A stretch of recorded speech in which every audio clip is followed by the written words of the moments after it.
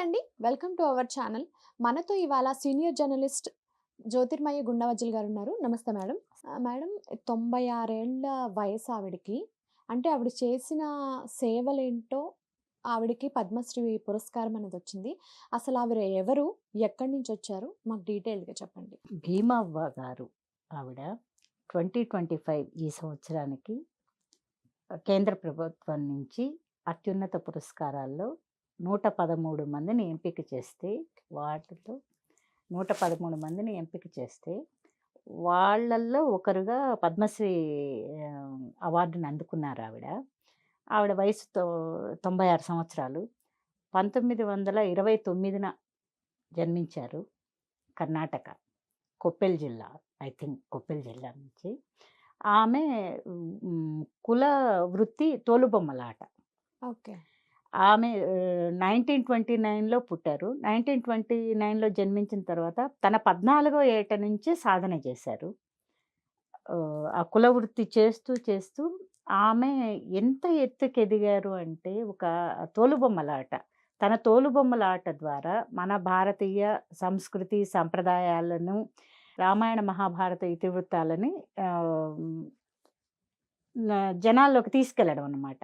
ఆ జనాల్లోకి తీసుకెళ్ళడము, ఆమె అది కులవృత్తిగా తీసుకుంటూనే దాన్ని సాధన చేసి, ఈరోజు చాలా దేశాల్లో అమెరికా, ఫ్రాన్స్, ఆహ్, ఇంగ్లాండ్, స్విట్జర్లాండ్ ఇలాంటి దేశాల్లో ఆమెకి అత్యున్నత పురస్కారాలు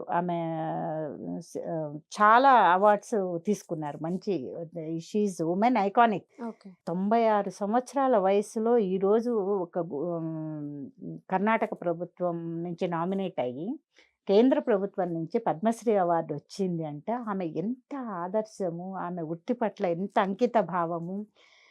ఒక తోలుబొమ్మలాట ద్వారా ఇది దేశ విదేశాల్లో ఆమె ప్రదర్శనలిచ్చి, వాళ్ళందరి నుంచి ప్రశంసలు పొంది, అవార్డులు తీసుకున్నారు అంటే it is not so easy.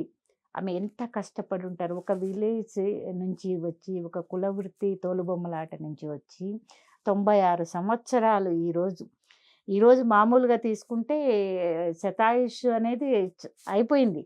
ఇప్పుడుండే పొల్యూషన్‌కి, ఇప్పుడుండే ఆహార సమస్యలు వీటన్నిటికి శతాయుష్ అనేది పోయిందనమాట.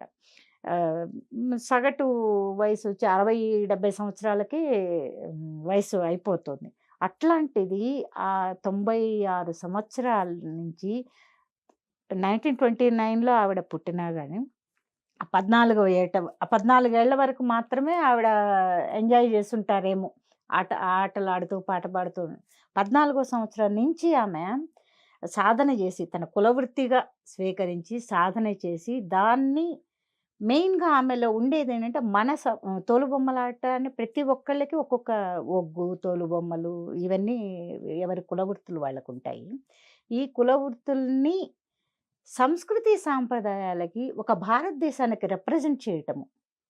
మన దేశానికి రిప్రజెంట్ చేసి, మన దేశం యొక్క సంస్కృతిని, నాగరికతను, సాంప్రదాయాలని, మన ఇతిహాసాలు, పురాణాలు, కావ్యాలు ఏవైతే ఉన్నాయో వాటిల్ని తోలుబొమ్మలు తన ప్రదర్శన ద్వారా ప్రపంచానికి తెలియచేయడము అనేది ఆమె ఆ వయస్సులో ఆమెను ఎంకరేజ్ చేస్తూ కేంద్ర ప్రభుత్వం తీసుకున్న ఇది ఆమె యొక్క వయసుకి, ఆమె చేసిన సేవకి నిజంగా మనసా వాచా ఆమెకి అభినందనలు తెలుపుకోవాలి.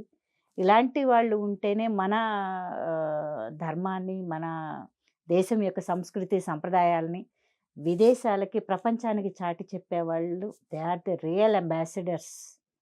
అంటే ప్రతి ఈ అవార్డులు వచ్చేసరికి కొంచెం పొలిటికల్‌గా ఎవరి మైలేజ్ వాళ్ళని పెంచుకోవడంలో కొన్ని ఇస్తారు కేంద్ర ప్రభుత్వం అంటారు గానీ, బట్ చూస్తే ఈమె విషయంలో ఇంకా రాజకీయం ఏమీ లేదక్కడ. అవును. చెప్పడానికి ఏం లేదు. She deserves it.